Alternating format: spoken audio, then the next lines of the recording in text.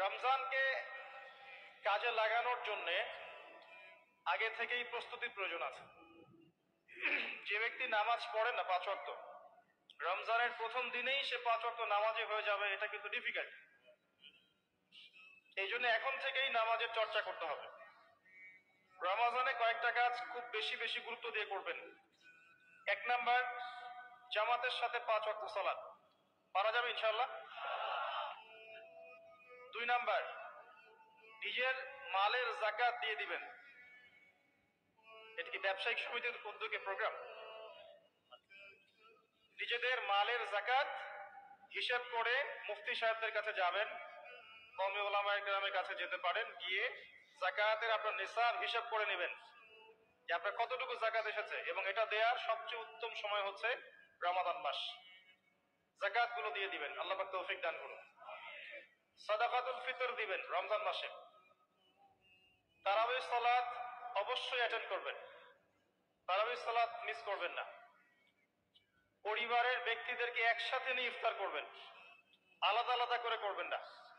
বেশি থেকে বেশি মানুষকে ইফতার করাবেন, সামাজিকভাবে, রাষ্ট্রীয়ভাবে, সংগঠনের উদ্যোগে বা ব্যক্তিগত পর্যায়ে বেশি থেকে বেশি মানুষকে ইফতার করাবেন।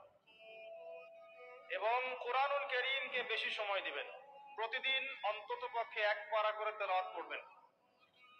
যারা হাফেজ কোরআন তারা পুরো কোরআন হিফজ আবার চর্চা করবেন। যারা আরো বড় লেভেলে আছেন কোরআন গবেষণা করবেন।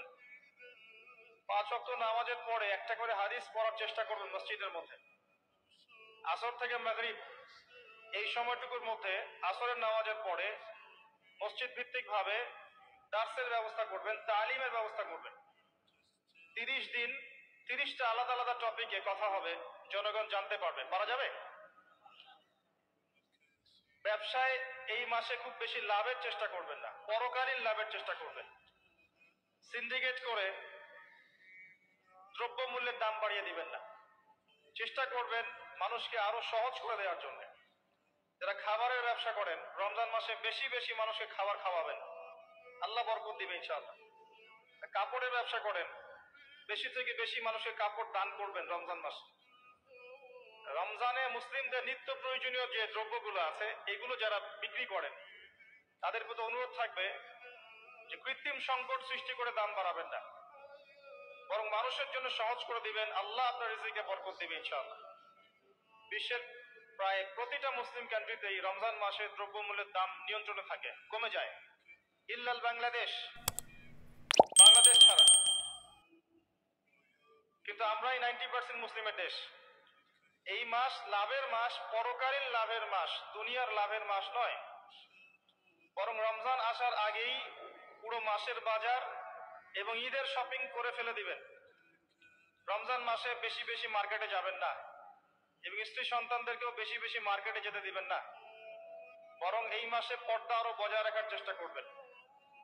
রাস্তার মোড়ে মোড়ে যে হোটেলগুলো থাকে, হোমটা হোটেল, এই হোটেলের মালিকদের প্রতি নসিহত থাকবে যে আল্লাহকে ভয় করেন।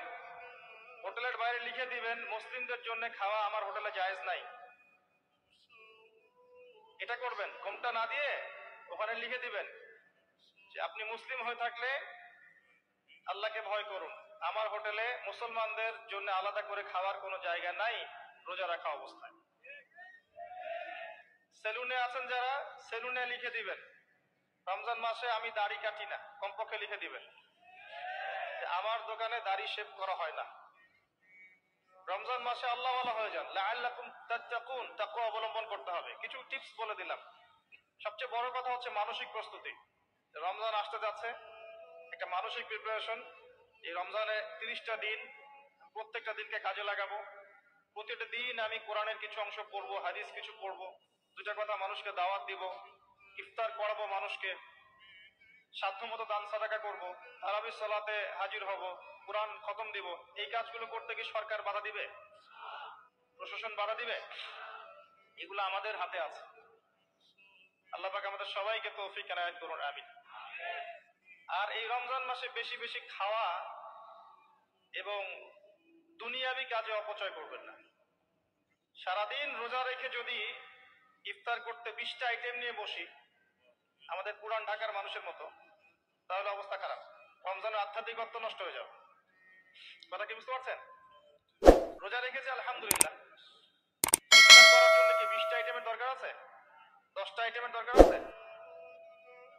এই যত বেশি ইফতারে খাবে মানুষ, তত বেশি সে অসুস্থ হয়ে যাবে।